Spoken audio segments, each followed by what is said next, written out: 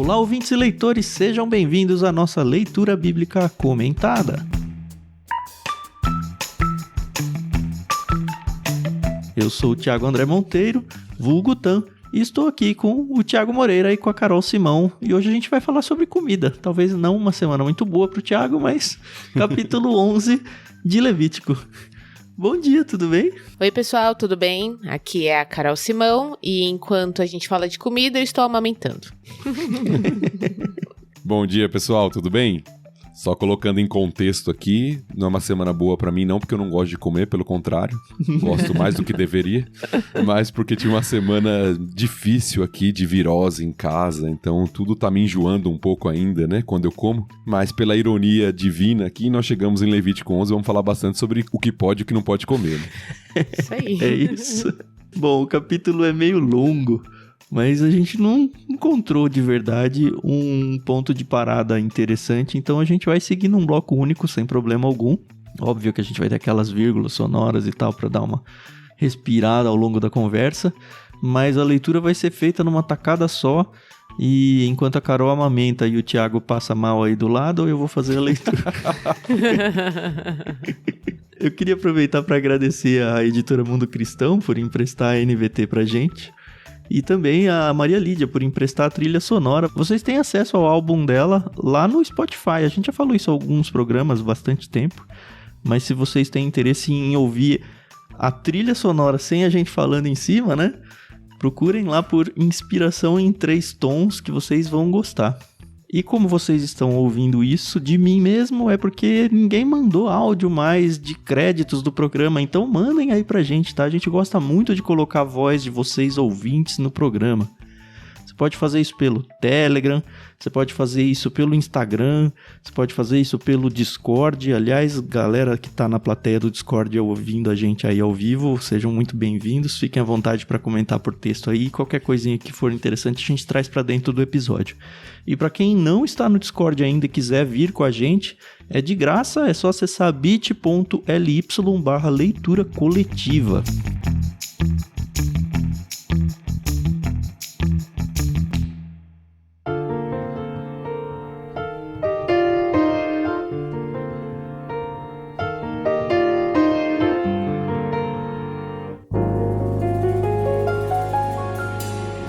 Então vamos ao primeiro e único bloco do nosso programa, capítulo 11 de Levítico.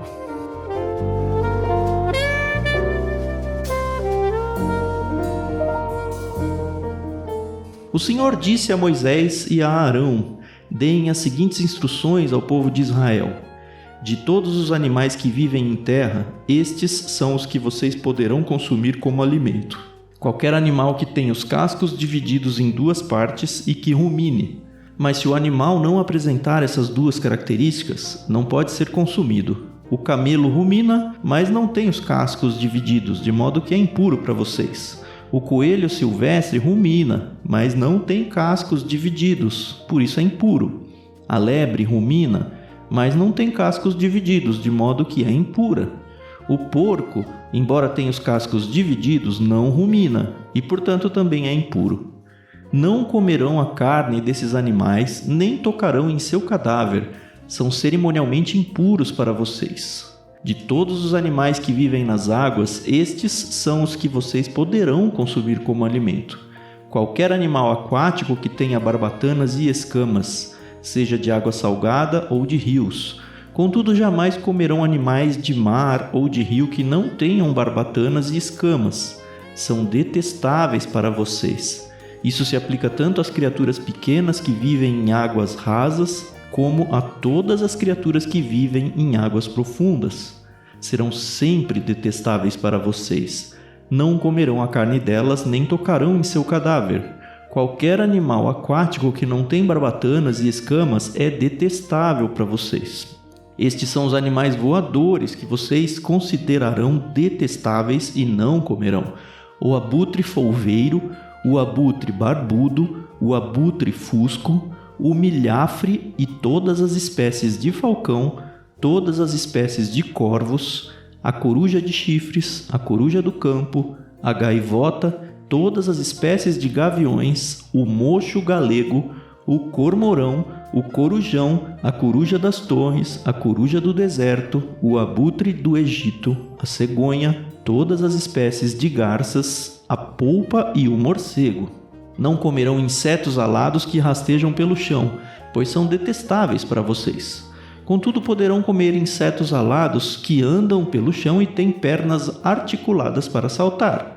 Os insetos que vocês poderão comer incluem todas as espécies de gafanhotos, gafanhotos migradores, grilos e gafanhotos devoradores. Todos os outros insetos alados que andam pelo chão são detestáveis para vocês. Por causa dessas criaturas, vocês se tornarão cerimonialmente impuros. Quem tocar em seus cadáveres ficará contaminado até o entardecer. Quem carregar o cadáver delas deverá lavar as roupas e ficará contaminado até o entardecer. Todo animal com cascos divididos de forma desigual ou que não rumina é impuro para vocês. Quem tocar em algum desses animais ficará contaminado. Dentre todos os quadrúpedes, aqueles que andam sobre a planta dos pés são impuros. Se alguém tocar no cadáver de algum desses animais, ficará impuro até o entardecer. Se carregar o cadáver deles, deverá lavar as roupas e ficará contaminado até o entardecer. Esses animais são impuros para vocês.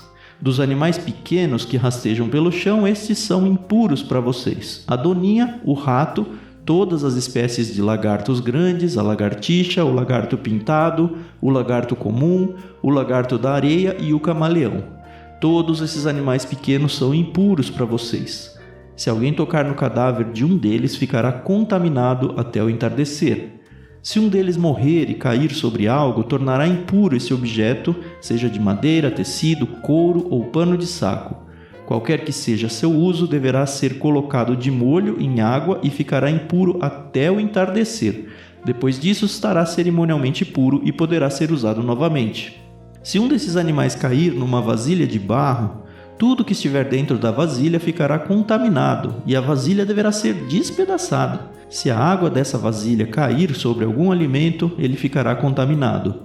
Qualquer bebida que estiver dentro da vasilha ficará contaminada. Qualquer objeto no qual o cadáver de um desses animais cair ficará contaminado. Se o objeto for um fogão ou um forno de barro, deverá ser destruído, pois está contaminado e deverá ser tratado como tal. Se o cadáver de um desses animais cair numa fonte ou cisterna, a água continuará pura. Quem tocar no cadáver, porém, ficará cerimonialmente impuro. Se o cadáver cair sobre sementes a serem plantadas no campo, ainda assim as sementes serão consideradas puras. Mas se já tiverem sido regadas quando o cadáver cair sobre elas, as sementes serão impuras. Se morrer um animal que vocês têm permissão de comer e alguém tocar no cadáver, ficará impuro até o entardecer. Se alguém comer da carne do animal ou carregar o cadáver, deverá lavar as roupas e ficará impuro até o entardecer. Todos os animais pequenos que rastejam pelo chão são detestáveis e vocês jamais devem comê-los. Isso inclui todos os animais que se arrastam sobre o ventre, bem como os que têm 4 pernas e os que têm muitas patas. Todos esses animais que rastejam pelo chão são detestáveis e vocês jamais devem comê-los. Não se contaminem com eles, não se tornem cerimonialmente impuros por causa deles, pois eu sou o Senhor seu Deus. Consagrem-se e sejam santos, pois eu sou santo. Não se contaminem com nenhum desses animais pequenos que rastejam pelo chão. Eu, o Senhor, sou aquele que os tirou da terra do Egito para ser o seu Deus. Por isso, sejam santos, pois eu sou santo. Essas são as instruções acerca dos animais que vivem em terra, dos animais voadores, das criaturas aquáticas e dos animais que rastejam pelo chão. Com essas instruções vocês saberão o que é impuro e o que é puro, os animais que vocês podem comer e os que não podem.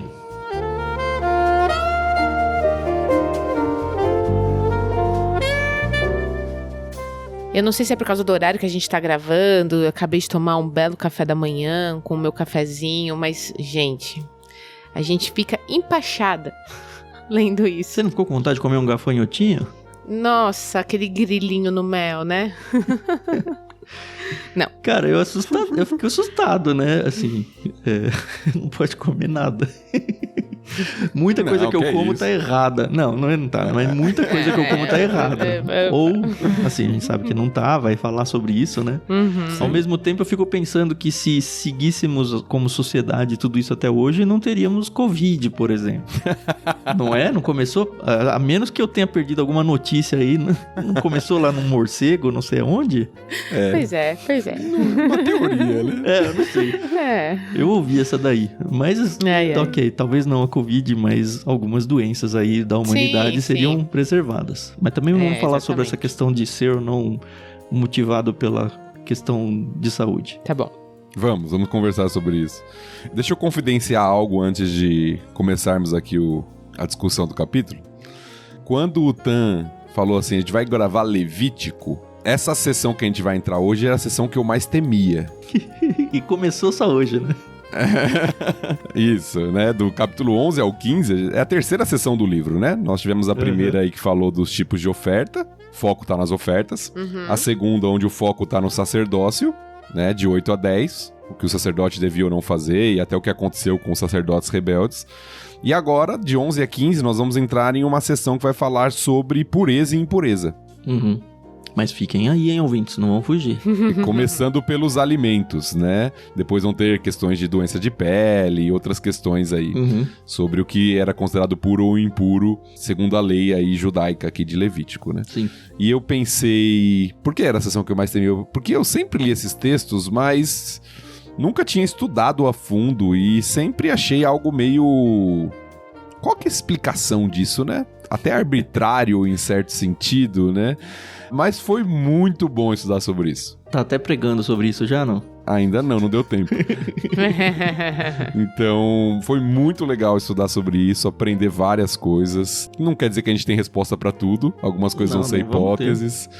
Mas é muito legal compreender algumas razões que estão possivelmente por trás, entender os motivos e entender até a conexão ou até desconexão do Novo Testamento com relação a isso e trazer algumas aplicações para nossa vida. Então acho que vai ser um episódio bem legal aí. Sim, a Alissa que tá na plateia falou, ficamos sim, quando eu falei que não é pra vocês fugirem, né? Vocês estão me fazendo me apaixonar pelo livro de Levítico, olha que legal. Que bacana. Eu li meio só pra ler e dar o check. Acho que quase todo mundo, né?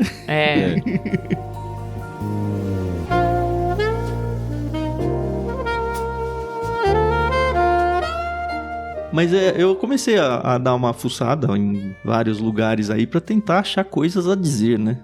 Que sejam relevantes. E aí tem algumas coisinhas que acho que vale serem ditas antes da gente entrar em trechos específicos do texto, né? A gente tem um autor que falou, por exemplo, ele lembrou a gente que desde os tempos de Noé já tinha distinção entre animal puro e impuro. Ele traz lá Gênesis 7. Então, Sim. Pode parecer que a partir de agora que tem essa divisão de puro e impuro, mas não, o Noé já tinha isso na separação. Todo mundo acha que ele colocou para dentro da arca um par de cada animal, né?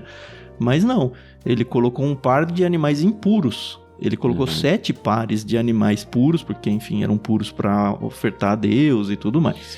E a gente precisa lembrar também que às vezes a gente olha isso como algo restrito ao povo de Israel, mas não era também.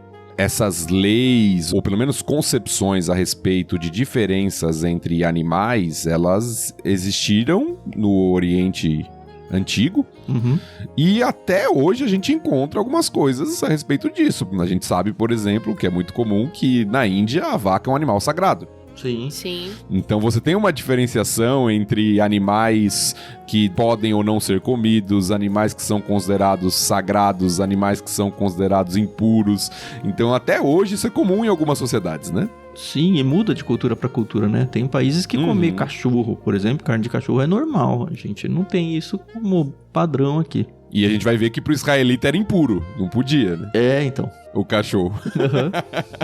Tentando responder um pouco, talvez a gente se aprofunde um pouco mais nisso, mas sobre essa questão de, isso aí é para preservar os judeus de doenças. O MacArthur escreveu o seguinte: essa dieta peculiar foi especificada para que Israel considerasse difícil comer com os povos idólatras ao redor deles e entre eles.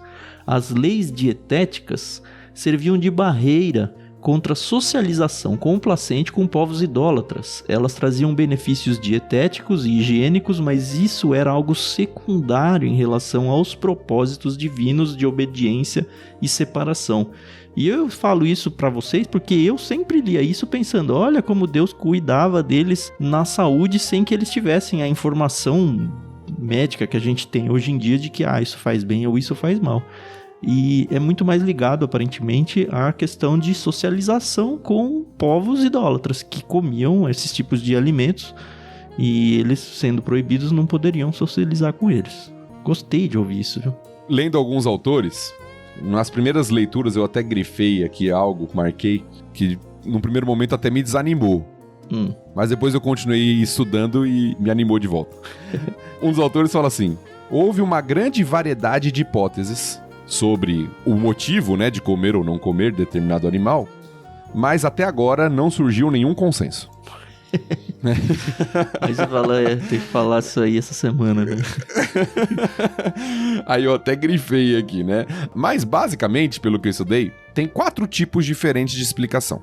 Todas essas grandes hipóteses, elas se dividem em 4 grupos. 4 tipos diferentes de explicação do porquê pode comer certo animal ou não, do porquê tal animal é considerado puro e tal animal é considerado impuro.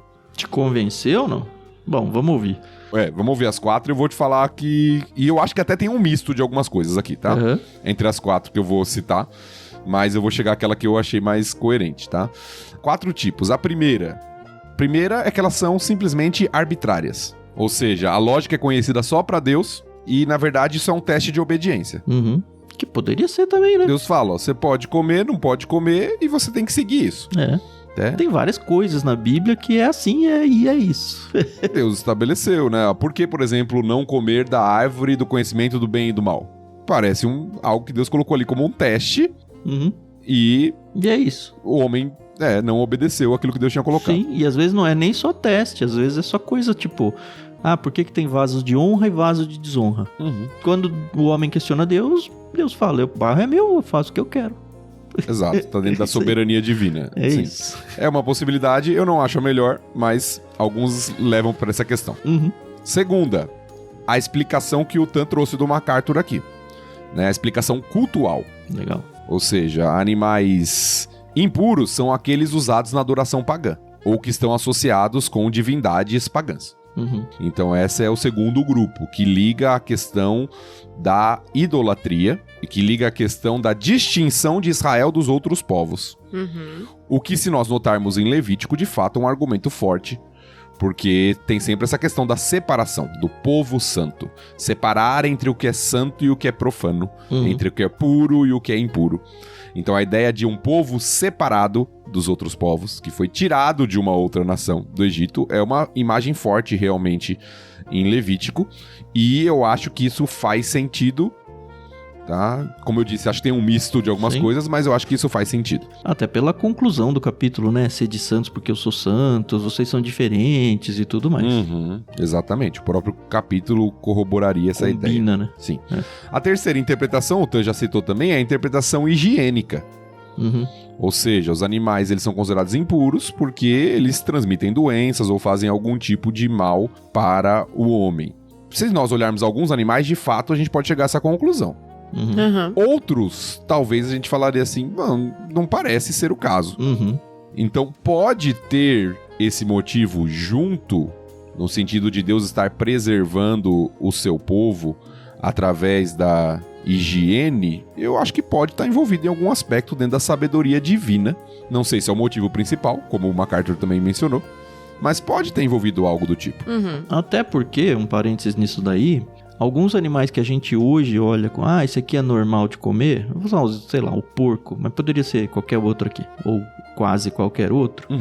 Talvez o jeito de criação da época fosse muito diferente do de hoje, o jeito do animal comer. E até os métodos para não contaminar-se, Exato, né? Exato. O que eu acho legal nesse capítulo é que é o primeiro capítulo que Deus fala diretamente com Moisés e Arão, né? Uhum. Até então, Deus tinha conversado apenas com Moisés, né? E Moisés repassava. É verdade. E aí tem toda aquela questão de que a gente viu nos capítulos passados de que Arão agora era o sacerdote, né? Ele tinha passado por todo aquele ritual, já tinha feito vários sacrifícios, então ele estava realmente apto a discernir o que era puro e impuro, né? Então... Uhum. Eu acho que é exatamente isso, Carol. Acho que Arão tá junto aqui porque uma das grandes funções dele, posteriormente, nos próximos capítulos nós veremos isso com mais clareza, seria também verificar se uma pessoa tá pura ou não. Porque em alguns tipos de contaminação, a pessoa tinha que se apresentar ao sacerdote. Uhum. Sim, sim. Pra ver se ela tava pura ou não. A gente vai chegar isso nos próximos capítulos. Né? Uhum. E aí a quarta razão, Ah, sim. que eu pesquisei aqui, então, primeira arbitrária, segunda cultural, terceira higiênica, a quarta razão ela é simbólica. Essa eu não vi. Em que sentido simbólica? De que essas leis alimentares, elas consideravam o comportamento, o hábito dos animais como ilustrações da vida de alguém diante de Deus. Vou tentar explicar isso porque o argumento não é tão simples assim, tá? Uhum. Ok. Por exemplo, por que um animal era considerado impuro, uma ave de rapina, né? Como é colocado aqui, né? Uma ave que é uma caçadora ali que assassina outros animais. Porque o assassinato é algo proibido. Então a vida, o comportamento daquele animal ilustrava algo que o ser humano também não deveria fazer. Tá. Por que alguns animais são considerados puros, como, por exemplo, aqueles animais que são animais de sacrifício? Porque são os animais que o próprio Deus pede em sacrifício para ele. Então são animais que o próprio Deus quer se alimentar, entre aspas, deles. Então o ser humano também poderia se alimentar. Uhum. Por que animais que são considerados meio híbridos são proibidos? Por exemplo, um peixe que não tem escama nem barbatana. Uma enguia, por exemplo, porque também era um animal que, de alguma forma, estava ali, entre aspas, não dentro de um padrão esperado para aquele tipo de espécie. Então, alguns veem algum tipo de simbolismo. Ou seja, aquele animal, com o comportamento dele, ele apresenta algo que seria santo, entre aspas, ou apresenta algo que seria impuro, entre aspas. São as 4 posições mais comuns aqui entre as hipóteses que existem sobre a questão do porquê Deus deu essas leis para os israelitas seguirem com relação à sua alimentação. Eu acho interessante, mas eu não sei se eu gosto de andar muito pra esses lados, não. Sim. Eu acho que dá muita margem pra alegorias e essas coisas que eu normalmente tendo a fugir. Uhum. Mas tá aí, né? A gente olha, por exemplo, não pode comer frutos do mar. Praticamente nenhum, né? Crustáceos, É, né? nada. Que o pessoal chama. Aquele camarãozinho gostoso, lumi, né? Adorei. Eu amo. Pois é. A Carol não gosta pela careta que ela fez ali, né? Não, eu passo. Camarão, lagosta, olha que Um delícia. mexilhão. É, ixi. realmente, já tentei, mas não desce. A gente tá brincando, tá? Para os nossos ouvintes, talvez você não tá familiarizado ainda, a gente vai chegar a isso talvez no final do episódio. A gente brinca com isso porque a gente vai chegar lá no Novo Testamento e ver que essas restrições foram abolidas. Sim, sim. Né? Nós não precisamos mais seguir essa restrição dietética da lei judaica. Uhum. Nós aqui, né? Porque se eu fosse um judeu messiânico, eu teria grandes problemas com esse capítulo, porque em algum momento aqui a gente viu, isso aí é pra sempre. E, enfim, eu não tomo pra mim, só porque, até onde eu sei, né? Eu não tenho ascendência judaica. Mas eu realmente, sei lá, seria um texto pra... Tá, beleza. Te faria pensar. Eu não sei se eu estaria rindo tanta liberalidade aqui. Não quero dizer também que, sendo judeu, eu estaria preso a isso, porque aí eu teria que estudar mais a fundo o Novo Testamento. Mas, enfim... Fica a minha ressalva aí. E também não tô colocando esse peso no ombro de ninguém, por favor, hein? Seria um peso no meu ombro que eu deveria resolver pra minha vida. Depois eu que passo pano, né? Eu não sei quem que tá ouvindo. De repente tem judeus aí que se Sim. abstêm desse tipo de alimento hoje. Uhum. Cristão, né? E Convertido. tem. Uhum. E tudo bem, e vice-versa. Inclusive, a gente já tratou de textos assim. Coríntios. Sobre, e se eu faço o que com esse alimento? A sua consciência com Deus aí que tem que resolver isso aí. Então, não venha colocar regras na minha boca aqui, nem na de vocês. Eu só tô dizendo que eu estaria tenso. Sim.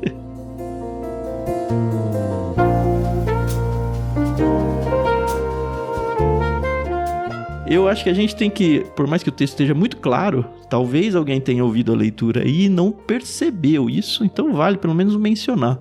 A organização, até literária e de apresentação da coisa nesse capítulo, é dividida em tipos de animais, né? Em onde eles estão, né? A gente começa aí no início do capítulo com animais que vivem em terra, depois vão ter animais voadores, e antes os animais que vivem nas águas. Então, ele meio que divide em subgrupos esses animais aí. Que é a divisão de Gênesis. Exato. Lá da criação, né? Exatamente, a mesma ordem, inclusive, né? Animais, é a divisão lá de Gênesis que a gente tem. Animais da terra, animais do ar e animais das águas, né? Sim. Inclusive, é uma bobagem, mas talvez alguém esteja brigando com essa bobagem também. Eu lembro que eu era adolescente e quando fala da parte dos animais voadores, na tradução que eu lia, falava das aves, não dos animais voadores. E aí vem a lista de aves, o abutre, esse, aquilo, e termina com morcego. Aí fala, opa, que morcego não é ave, morcego é mamífero. Mas é que a gente... É muito comum, né, esse tipo de leitura. É engraçado, né? É que às vezes a gente quer impor uma definição da nossa cultura para a cultura deles também, né? Sim, então, sim. Exatamente. Nós definimos e classificamos posteriormente e a gente quer anacronicamente que eles tenham a definição que nós temos hoje, né? Não, mas eu menciono só porque, assim, talvez tenha alguém que esteja nesse legalismo hoje, sim. Então entenda isso, que não, é outra época, eu acho que eles nem sabiam na época que o morcego era um mamífero, um rato voador, sei lá o que. Eles olhavam, a voa é ave, sabe? E não quer dizer que eles estão errados e que a Bíblia é inerrante, sabe? Aquela coisa toda. Exato. A gente tem que fazer diferenciação de linguagem científica da nossa época, da nossa cultura e linguagem comum. Algumas pessoas questionam, né? Lá em Josué fala que o sol parou. Então tá errado, a Bíblia errou. Porque, na verdade, a terra que tá em movimento e tal. Nós estamos falando de linguagem comum. Sim. Não estamos falando de linguagem científica. Né? Falar que o morcego é uma ave porque ele tem asas e voa é linguagem comum. Sim. Não é linguagem científica. Então, às vezes, a gente lê o texto com uma linguagem da nossa época, da nossa cultura, e ignora o contexto, e ignora a linguagem comum.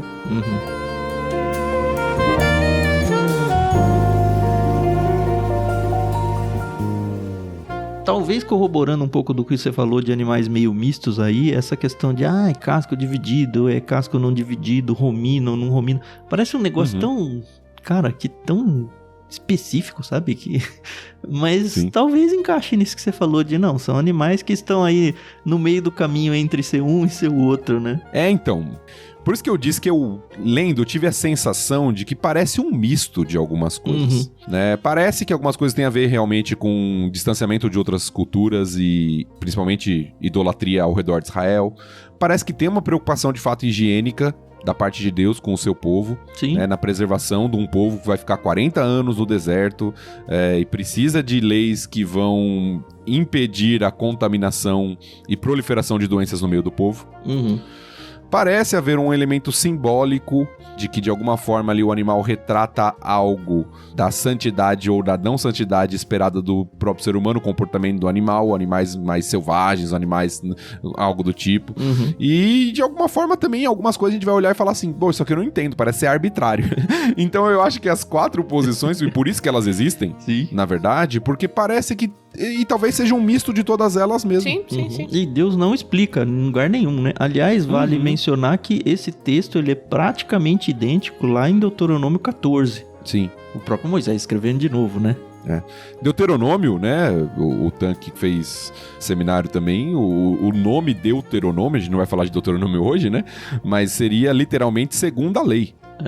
Deutero e nomos, né? Ou seja, é a lei sendo retransmitida com algumas adaptações já para agora para o povo que vai entrar na Terra. Sim, uma revisão aí, agora um momento específico e importante. É uma revisão 40 anos depois ali, né? Para uma nova geração. Mas a gente vai chegar em Deuteronômio lá um dia.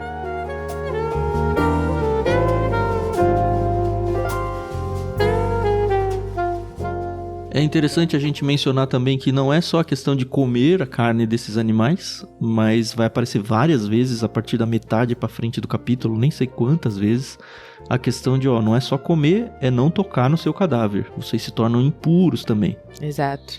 E isso independente do animal puro ou impuro. Isso. Tocar no cadáver era considerado impureza de qualquer tipo de animal e até de ser humano. Se você toca num cadáver de ser humano, né? O sacerdote, por exemplo, não podia tocar num cadáver de ser humano, porque envolvia a questão de impureza mesmo. Uhum. Então, isso é importante a gente ter em mente aqui. A divisão para comer animais puros e impuros. Mas se tava o cadáver, a não ser que tinha sido morto para o sacrifício, evidentemente, né? Mas o cadáver, mesmo que fosse um animal puro, também transmitia impureza. Sim, e aí acho que cabe muito a questão higiênica, né? Porque, enfim, o cadáver entra em putrefação quase que imediatamente e proliferação de doença num contexto em que eles viviam faz todo sentido.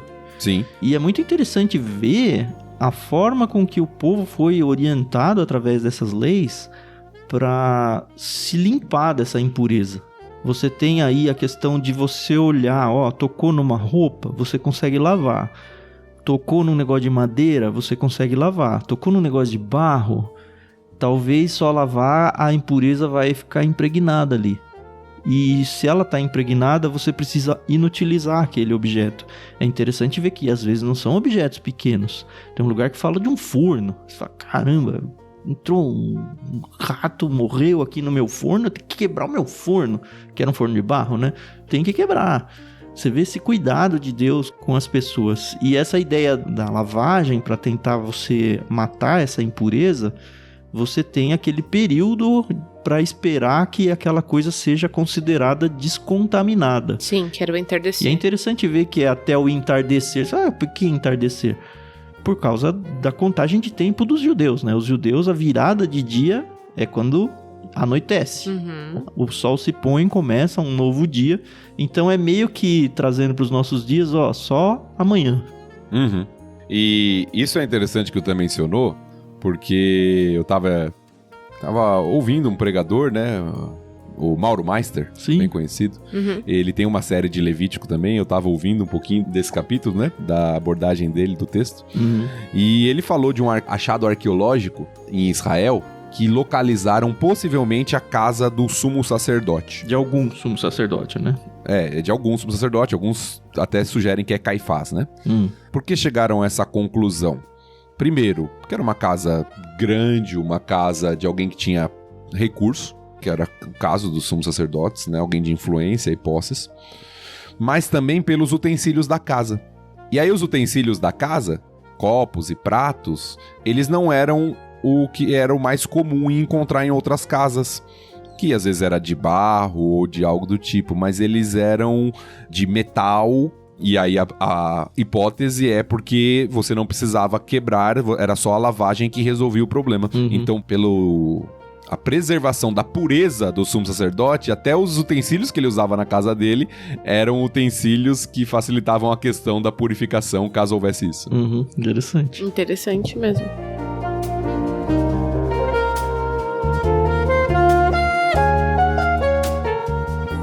A gente vai falar animal por animal que aparece? Podemos. Eu acho que é legal. Então vamos. Beleza, então a gente começa com os animais que têm casco ofendido e que ruminam podem ser comidos, né? Os dois juntos, né? Picanha tá liberada. Depende, não tem Boi, picanha ovelha, no cabra. porco também, não? Então... Não, picanha de boi, essa que é boa. Mas o coelho apareceu aqui, eu falei, eu já comi várias vezes coelho, velho. Eu nunca fui fã de coelho, já comi, mas nunca fui fã. É uma carne mais dura, né? Mas é uma carne que talvez um pouco mais adocicada, sei lá se é os molhos que me ofereceram junto, mas não podia, né? Exato, então, é verdade, o Tan mencionou algo bom, que a Carol falou aqui, tinham que ser os dois critérios, né? Não podia ser um ou outro. Casco ofendido e ruminar. Ele até dá exemplo, pros animais da terra. O camelo rumina, mas não tem casco. Então não pode. Então é impuro. Aí ele fala, o coelho rumina, mas não tem casco. Aí você, muito naquela coisa de Ah, mas o coelho não rumina. Porque hoje a gente entende. Mas o que é ruminar ali pra eles? É ficar o tempo todo mastigando. Então o coelho fica, mas isso não é um ruminar, cientificamente falando. Exato. É a mesma conversa do morcego aí, né? Eu lembro do meu querido e saudoso líder de adolescentes da igreja, que quando a gente ia pra sala mascando chiclete, quando adolescente, ele falava assim, seus ruminantes. Né? Que delicado, né? Ah, ele era. Eu não sei quem é, então eu não vou nem perguntar. É o Adaércio, muito querido, já falecido. É.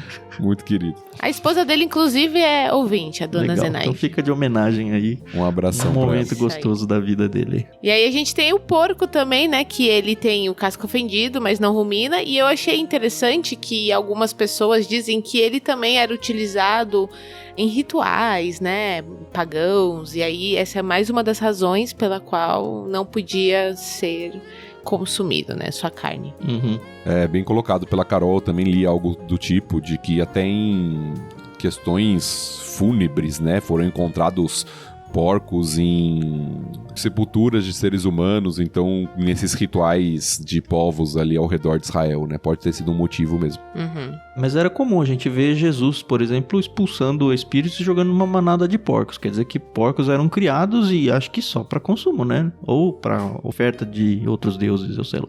Então, parece que aquele texto onde Jesus faz isso é numa região mais gentílica do que judaica. Sim, sim. Judaica. Sim. Porque não era comum o judeu ter porco. Ah, com certeza. Criar porcos. Sim. Tanto é que na parábola lá do filho pródigo, ele vai pra uma terra distante e lá ele tem que comer a comida dos porcos, né? É o pior sinal de o cara chegou no fundo do poço, né? É verdade. Ah, nossa, ó. Eu falo. Cabeça explodiu agora. Não, é impuro, né? É, exatamente. Sim. Aí, no comentário, alguém explodiu a cabeça junto aí também, cara. É, não, é isso. A Bíblia é maravilhosa, gente. Impressionante.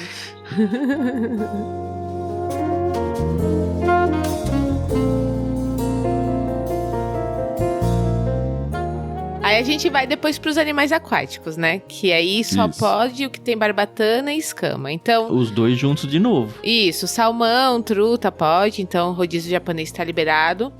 Mas, como a gente já falou, enguias, moluscos, crustáceos não podia. E aí eu vi uma explicação aqui que eu achei interessante. É um estudo que aponta que os peixes sem barbatana, eles tendem a viver no lodo. Então, eles estão mais propensos à contaminação. Interessante. Eu achei que era porque as enguias davam choque. É.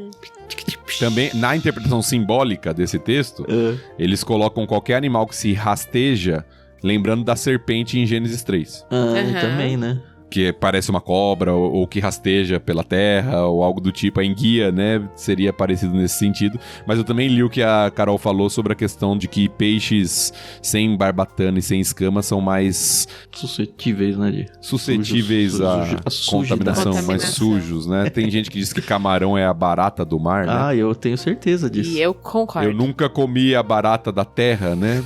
Mas o Mas camarão você é uma já teve delícia. Me oportunidade? desculpem. Eu acho que se eu for lá pros países que vendem aqueles espetinhos, eu comeria, viu? Eita. Minha esposa, ouvindo esse episódio, ela ficaria brava comigo, mas eu vou me conter aqui. Ai, gente. Ai. Mas é forte isso daí, né? Porque, olha, no 12, qualquer animal aquático que não tenha barbatana e escamas é detestável pra vocês. Não é uma palavra leve. Uma palavra que é traduzida em outros textos como abominável, mais É, forte ainda. Olha né? aí. Pois é. Olha aí. É.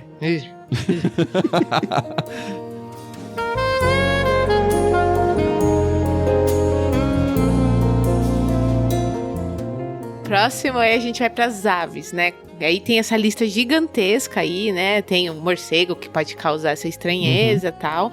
Mas a bem da verdade é que, como a gente já comentou, essas aves elas podem ser carniceiras, bebedoras de sangue, né? É, eu acho que tá muito nessa questão da carniça mesmo. É. Sim. E assim, você olha uma ave carniçando ali, sei lá se existe esse verbo, não dá vontade de comer aquela ave. Não. E aí, começou aqui as conjecturas. Conjecturas. Eu li um estudo que falava assim: o corvo, por exemplo, ele é um animal impuro, E uma das razões é que ele aparece como mensageiro de destruição, lá em Isaías 34:11, e como símbolo da providência divina em 1 Reis 17:6, quando alimenta Elias no deserto. Mesmo com esses contrastes, ele é considerado impuro para o consumo. Talvez no caso do Elias tenha sido até uma ironia de Deus. Falar, como assim um corvo, um animal impuro que vai me trazer o alimento? E aí me lembrou muito Noé, né? Porque quando ele começa a soltar as aves para ver se as águas baixaram, ele solta um corvo, né? Sim. E o corvo volta. Deixa eu só dar por um detalhe de complexidade aqui no que a gente tá conversando. Manda. Porque se você olhar as diferenças de tradução, você vai notar que alguns animais são traduzidos também de forma diferente. Ah, mas eu tava pensando isso aqui, eu falei, cara, deve ser um inferno pra conseguir traduzir isso pra português. Então, porque a própria classificação que eles usavam, como a gente falou, é diferente da nossa. Então a gente nem tem certeza se todas as traduções são exatamente os animais que nós pensamos na nossa cultura hoje. E outra época, eu nem sei se tem exatamente aquele animal ali. Exatamente. Outra região, outra época. Tem um estudioso que diz o seguinte, que sugere, né? Somente 40% dos termos hebraicos podem ser identificados com exatidão nessa lista de aves e répteis, principalmente. Pois é. Alguns a gente olha assim e fala assim, coruja não sei o quê. A gente nem sabe o que é isso, né? Tem que dar um Google lá pra ver se você acha que tipo de animal é esse. Não, e se você trocou a tradução, já é outro bicho, já. Exato. Então tem certa incerteza, só pra ser honesto com os nossos ouvintes aqui, porque às vezes a gente fala um nome que vem na nossa mente tal animal, e nem sempre é o mesmo animal pra eles. É uma ilustração simples, a gente fala assim, cachorro, e talvez você pense no cachorro que você tem na sua casa. Mas o cachorro pro israelita, geralmente era aquele cachorro mais selvagem mesmo, que era inclusive um carniceiro, e por isso era considerado impuro, comia carniça, né? Sim.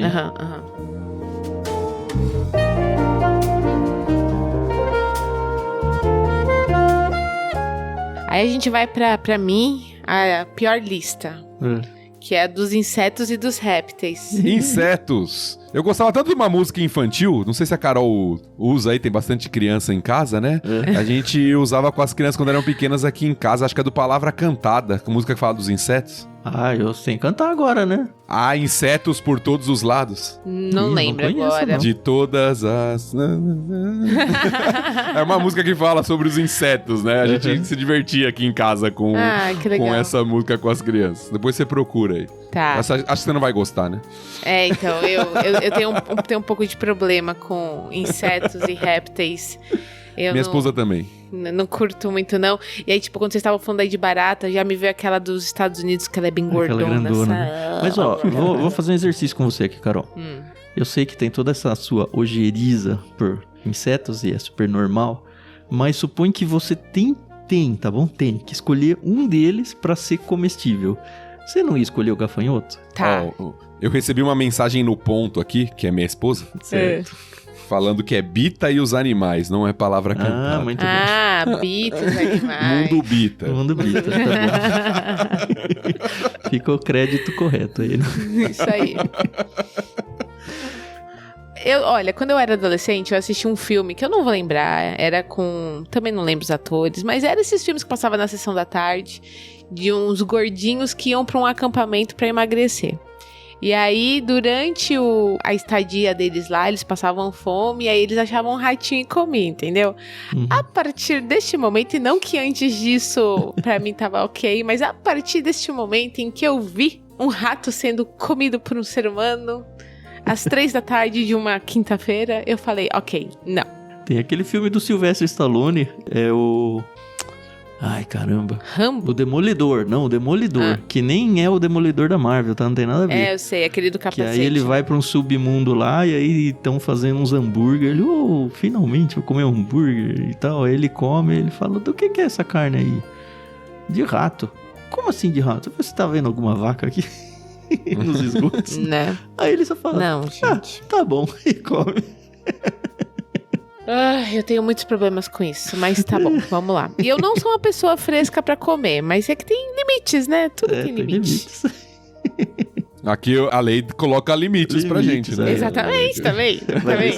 Não é só município que tem limites. Você é da linhagem e não tá sabendo, Carol. Quem sabe? Pois é. Pois é. Não, mas aqui o Tam falou se eu comeria gafanhoto. Com melzinho, desceria fácil. Aqui, ó. Dieta de João Batista. Exatamente. Pois é, então. O João Batista comia isso daí, é verdade. É. Gafanhotos. Lembra que João Batista geralmente era visto Era como mel e gafanhotos, né? alguém que habitava ali no deserto, né? Numa comunidade, talvez, alguns até ligam com a comunidade de Qumran, a gente não sabe se é isso ou não, mas uma comunidade mais afastada ali, né? Uhum. Mais monástica. Uhum. E o alimento comum pra se achar no deserto, pra comer, é gafanhoto. Uhum. Gafanhoto e mel. Pois é.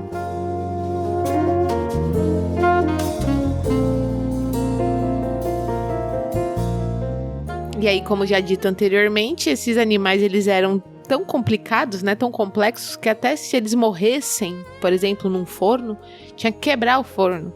Ah, pensou, você acha um grilinho ali morto, você quebra o forno? É, se Deus mandou... Já tá tostadinho. Ai, gente. Ai, pai amado. Mas isso tudo também nos lembra, a gente tá falando de forma bem descontraída, né? Mas nos lembra do que a gente viu nos capítulos anteriores, da seriedade com que Deus leva a questão da pureza. Uhum. Exatamente. Né? Então tem essas leis, arbitrárias ou não, higiênicas ou não, cultuais ou não, simbólicas ou não, elas mostram uma realidade. Deus se preocupa com a santidade e com a pureza do seu povo. Uhum. Sim, E seu sim. povo deve ser bem zeloso por isso. 1 Coríntios 10:31, né? Uhum. Quer comais, quer bebais, façais outra coisa qualquer, fazei tudo pra honra e pra glória de Deus. Uhum. Uhum. Então eu acho que isso é interessante, né? Uma vez conversando com uma amiga, a gente tava falando sobre alimentação, né? E ela me falou uma coisa muito pesada, mas ela falou que o fato da gente se cuidar, né, fisicamente, da nossa alimentação ou não, pode se tornar um pecado, né? E realmente a gente vê a gula, né? A gente vê Uhum. pessoas que se entregam a essa questão de não, eu vou comer porque eu não sei se amanhã estarei vivo. E a gente vê que a Bíblia, ela condena essa prática no sentido de que, olha, peraí, gente, né? Você tem que comer pra viver, não viver pra comer, né? Uhum. Não, mas eu acho que não é que ser gordo é pecado, é sinônimo de pecado. Não. Porque pode ter uma série de complexidades Exatamente. e questões, sim. É, a Exatamente. questão é que pode indicar uma vida pecaminosa. Uhum. É, desregrado, uma série de diz- coisas. É, Sim, e como exatamente. qualquer outro, sei lá, vício de cigarro, vício de bebida, vício de comida. Sim, sim. E a ponto de fazer mal pro seu próprio corpo. E aí não é que eu tô condenando a obesidade, eu tô condenando o vício que Sim, causou a sim. obesidade muitas vezes. E outras coisas que não são pecados causam a obesidade também, ué. Exatamente, exatamente. E o contrário também, né? A gente tá Sim. aqui, o Anderson tá falando exatamente isso, né? Que existem pessoas muito magras que também são aquela coisa, né? Ai, eu preciso ser magro acima de tudo, né? Enfim. Magro, super musculoso, aí tem gente que a vida é academia, é só o corpo. É uma idolatria do próprio corpo. É Uhum. tão pecado quanto, sabe? É só diferente. Mas o princípio que a Carol trouxe é muito importante, porque às vezes a gente separa aquilo que é espiritual do que não é espiritual e a gente coloca a alimentação num nível não espiritual. Uhum. Mas a alimentação também é um ato de adoração, Uhum. e a gente tem que ter isso em mente. Ao mesmo tempo que o comer na Bíblia é um lugar de celebração, comer na Bíblia também é celebração. Não é só uma questão, eu como pra sobrevivência, mas também tem questão de celebração na comida. Sim. Sim, os banquetes, A própria né? ceia do Senhor, que É. hoje a gente faz de forma bem simbólica, né? Mas o próprio banquete, o celebrar junto, é um ato de celebração. É por isso, inclusive, que os judeus não comiam com aqueles que eles consideravam que estavam impuros, Sim. porque tem algo de sagrado na alimentação, Uhum. em certo sentido. Então, é por isso que a gente vai comer na glória. Essa foi uma pergunta que o Daniel me fez esses dias. Pai, será que a gente vai comer? Eu falei, se você afirmou assim, eu gostaria de saber a sua referência pra isso. Mas eu falei, eu acho que sim. Sim. Porque justamente se alimentar não é algo só pra subsistência. Porque ele falou, lá a gente não vai precisar. Pelo menos no milênio, É, então. com o corpo já glorificado, é muito claro, Jesus fala que a gente vai celebrar novamente a ceia com ele. É, e a gente vai ter as bodas do cordeiro lá, 7 anos de Exato. festa e tudo, e não vai ter nada, né? Pra comer. Vai ter celebração de comida. Por outro lado, como a Carol até usou bem o versículo de 1 Coríntios 10, e a gente passou por isso lá, a nossa alimentação ela pode glorificar a Deus, ou não. Sim. A gente tem que fazer tudo pra glorificar a Deus. O que a gente come, o que a gente deixa de comer. Até o contexto lá de Coríntios que nós já passamos, né? Da questão do que deveria ou não comer, o que vai trazer algum tipo de problema pro irmão, uma série de coisas. A quantidade do que a gente come, se é mais do que deveríamos comer. E uma série de coisas que a gente tá falando aqui. Então isso também é ato de adoração. Sim, com certeza.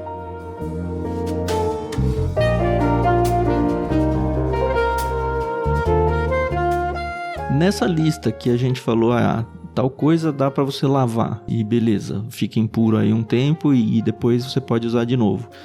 E aí as coisas que não tem jeito. A hora que veio 36, se um cadáver de um desses animais cair numa fonte ou cisterna, eu já falei, caramba. Eu lembrei, pra felicidade da Carol, de quando a gente foi na viagem em Israel, a gente viu uma cisterna, você lembra, Thiago? Sim. Era um buraco no chão, é uma piscina, o negócio é muito grande. Óbvio que tinha de vários tamanhos e tudo, mas eu quando via, jogou o José na cisterna, eu pensava que era um poço pequenininho, alguma coisa assim, mas não, é um buracaço assim no chão. E aí eu pensei, caramba, ferrou, tipo, é muito fácil um animal cair numa cisterna e eu vou inutilizar ela, mas não, a gente vê aqui que a água continua pura. Pra mim foi estranho ver isso, dado tudo que ele já tinha falado antes. Mas teve um comentarista aqui, assim, ele disse, eu falei, ok, mas também não ponho a minha vida em risco por causa dessa afirmativa dele aqui, né?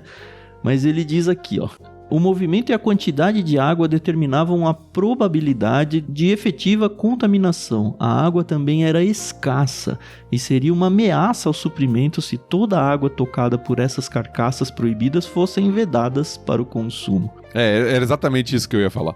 Eu acho que é uma preocupação de Deus também com o povo, pensando que a gente viu lá na viagem também que a água naquela região é escassa. É ouro, né? É ouro. Exato. Eles têm que fazer uma série ali de recursos tecnológicos para que consigam ter água suficiente para as plantações e uma série de coisas, né? Então, você proibir a bebida de água numa cisterna que foi criada justamente porque a água não é tão abundante, né? Para você preservar a água, seria algo que beira loucura, né? Acabaria... Isso, seria algo insustentável. Né, praticamente.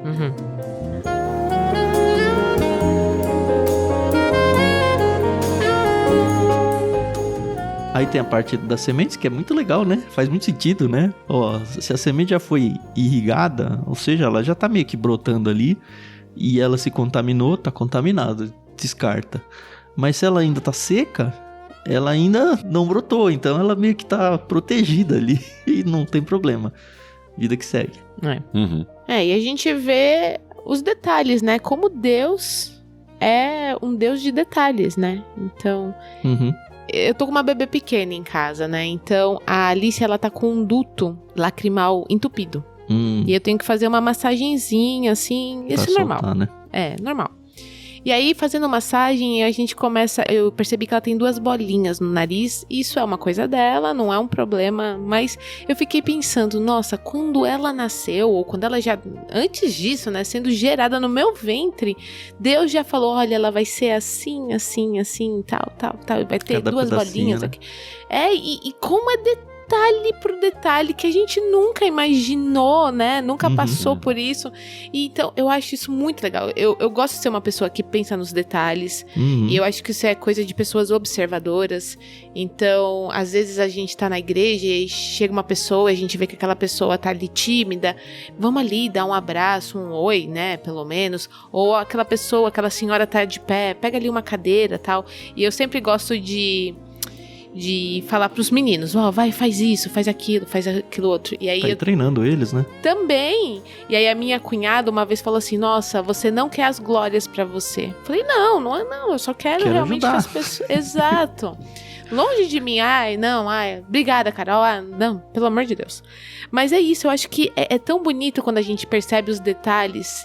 E o mundo, ele tá cheio de detalhes criados por Deus, né? Então... Sim, você olha pra Deus, você glorifica a Deus quando presta atenção nos detalhes. Exatamente, né? E a gente aqui em São Paulo ainda tem um problema, né? Que a gente nunca tem tempo pra nada.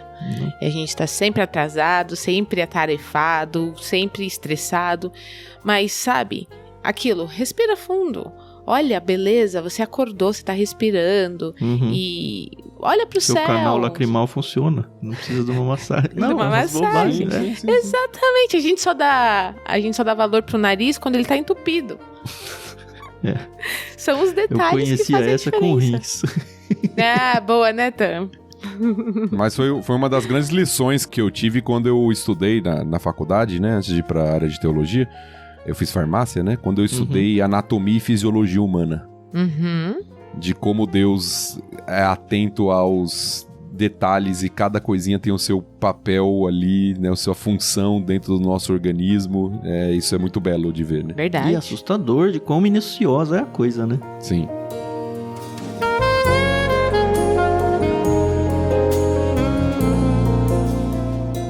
Indo para a reta final, que eu acho que é a conclusão do capítulo mesmo, né? Eu já mencionei isso lá no início do episódio. Sim. No 43 em diante, não se contaminem com eles, né? Muito dessa contaminação, não se tornem cerimonialmente impuros por causa deles, pois eu sou o Senhor, o seu Deus.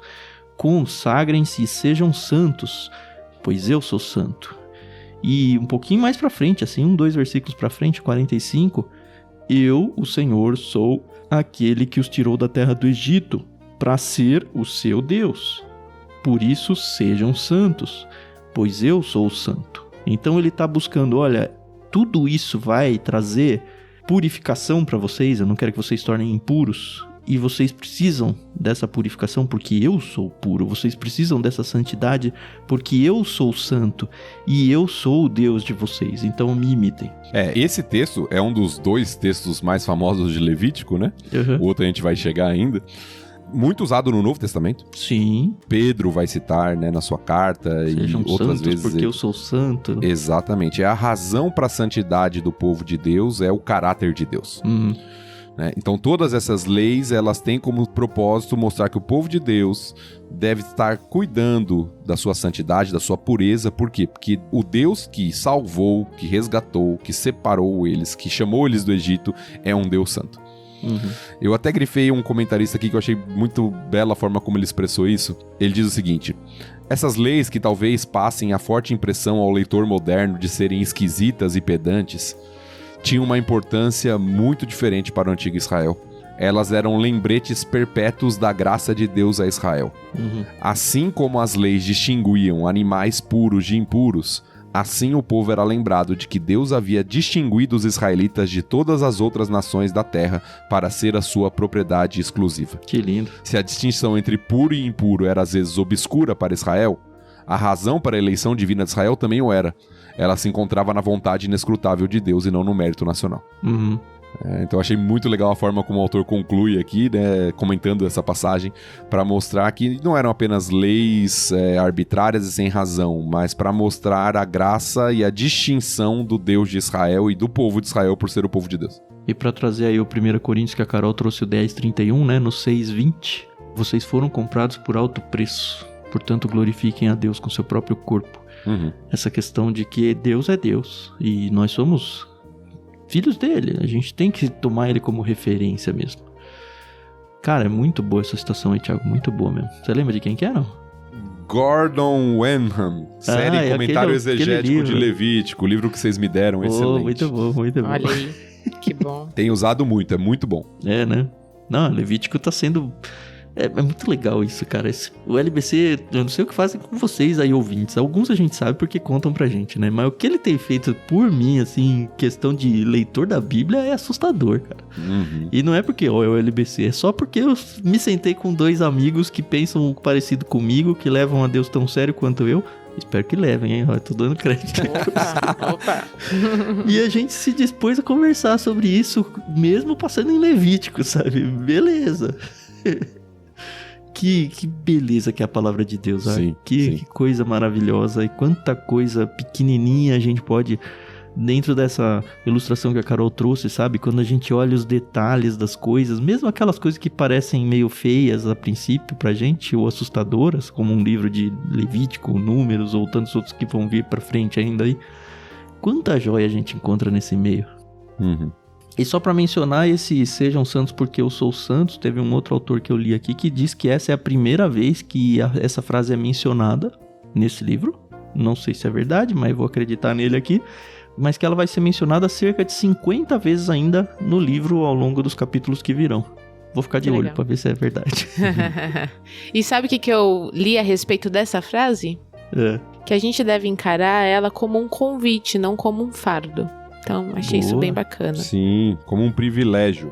Exatamente. O povo pode ser diferente porque Deus salvou, resgatou e é um Deus diferente. Então a gente às vezes vê a santidade como um fardo e a santidade deveria ser vista como a graça de Deus em nós. O Anderson no chat falou uma coisa aqui muito importante pra gente. Falando sobre isso que eu falei, né, do LBC e ler a Bíblia em amigos e tudo mais. Tem me despertado inclusive para ir buscar meu devocional direto da fonte e não nos devocionais diários que Deus falou com alguém e ouvimos ou vemos através da lente de outra pessoa. Tem sido outra forma que o LBC tem me abençoado. No fim das contas, apesar do formato diferente, o que a gente faz aqui também não deixa de ser um devocional, né? Mas a gente tá lendo a Bíblia e conversando sobre ela. Tudo isso para dizer que não é para desqualificar os livros de pessoas muito sérias com Deus aí que escreveram as suas coisas. Mas, de fato, é o que você falou, nada se compara à fonte. É Exatamente. A mesma coisa que beber água da cisterna ou beber água de uma fonte de água viva. Isso aí. Que não fica contaminada quando cai um inseto. Desculpa a piada. Pois. Não, mas não é uma piada, mas é isso. É isso. Só espero que nós não sejamos insetos aqui pra estragar a mensagem bíblica, né?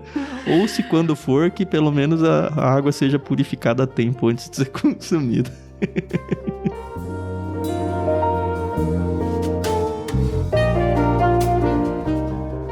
Bom, eu acho que a gente não pode concluir sem fazer só a questão da menção do que o Novo Testamento fala sobre isso, né? Vamos? Porque talvez a gente passe por tudo isso e fale assim, tá, e agora, né? Nosso ouvinte ouve aquilo e fala, então agora eu tenho que mudar a minha dieta, eu tenho que deixar de comer porco, né? Ou deixar de comer o camarão, ou algo do tipo que a gente mencionou aqui.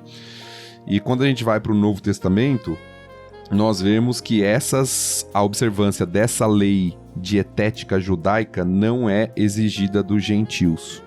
E isso, nós temos alguns textos, alguns até que nós já vimos, como foi mencionado em outros episódios aí, em outros livros, né, como Coríntios. Mas nós temos Jesus falando sobre isso, no texto de Marcos, capítulo 7, num texto onde os discípulos de Jesus estão sendo criticados por comer sem lavar as mãos, sem purificar as mãos. Jesus vai mostrar que a contaminação do homem não vem de fora para dentro, mas vem de dentro para fora, é do coração. E Marcos comenta, com isso, Jesus considerou puros todos os alimentos. Sim, responde a minha pergunta no começo do episódio. Exato. Depois nós vamos ver, por exemplo, com a ida do evangelho aos gentios. Isso se tornou um problema, né, em Atos. Nós vamos chegar a Atos um dia também, se Deus quiser.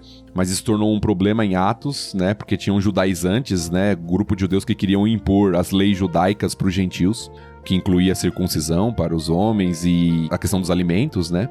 E aí Pedro tem uma visão. Deus dá uma visão para Pedro, onde uma série de animais, né, impuros, na visão de Pedro, são colocadas ali num lençol, lá em Atos, para ele, na história de Cornélio, né? E Deus fala assim, mata e come. E aí Pedro responde, de forma nenhuma, eu nunca comi algo puro ou impuro. E aí a resposta divina é, não chame de impuro o que Deus purificou.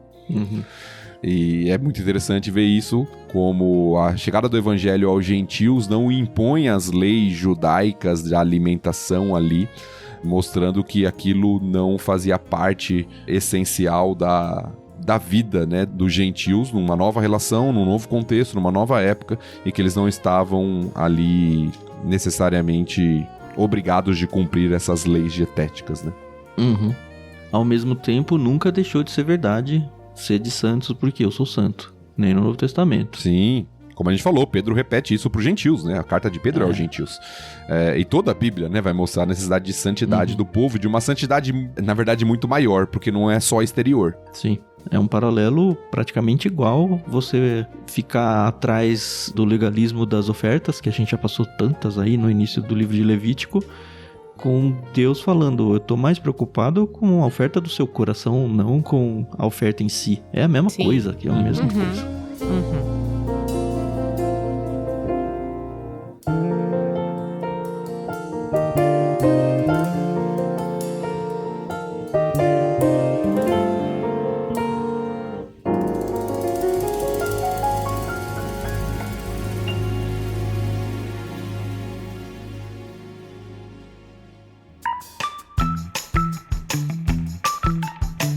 Quem diria que a gente ia passar mais de 1 hora falando sobre Levítico 11. Pois é. Olha que eu nem fiquei enjoado, hein? Pois é. Mas também não deu fome, né? Eu já tô com fome, tá perto da hora do almoço, a gente grava de novo. Mas muito bom passar esse tempo com vocês, muito bom ter a galera no Discord aqui conversando. E vamos seguir, né? Que a gente, como o Thiago falou, entrou numa sessão aí de leis de purificação. Semana que vem a gente vai passar por uma que a Carol passou recentemente, né? Purificação depois do parto. Opa! Vai ser um capítulo bem mais curtinho, ó. Tô vendo aqui 8 versículos, é isso? Espero que não dê 1 hora pra falar sobre isso. Mas vai ser bem gostoso ir passando essas coisas, porque como vocês viram, a gente não tá muito preso a essa coisa de não vamos entender só a história com H maiúsculo da coisa, nós vamos trazer isso para as nossas vidas aqui. E a gente viu mais de 1 hora batendo papo sobre isso e Deus fala através da Bíblia, não importa se a gente tá numa parábola, se a gente tá lá em Paulo, se a gente tá no Gênesis, se a gente tá em Levítico. Deus sempre fala e glória a Deus por isso. Amém. Amém. Muito obrigado, senhores ouvintes, por ficar com a gente tanto tempo aí. Espero que estejam empolgados para continuar no livro, como eu estou. E a gente se ouve, então, semana que vem. Tchau, tchau. É isso aí, pessoal. Muito obrigada pela paciência, pela audiência de vocês. É um prazer redescobrir a Bíblia, né? Desse jeito tão gostoso como a gente está fazendo. Eu sou a primeira a erguer a mão e falar obrigada, Deus. E continuem orando por nós. A gente realmente precisa das orações de vocês, tá bom? Então a gente se ouve no próximo episódio. Até mais. É isso aí, pessoal. Muito bom estarmos juntos. Capítulo de muito aprendizado, foi muito rico pra mim, espero que pra você também. E bom almoço, ou boa janta, bom café, não sei que hora você tá ouvindo isso aí, né? Glorifique a Deus na sua alimentação e muitos princípios que nós podemos aprender aí. Deus abençoe.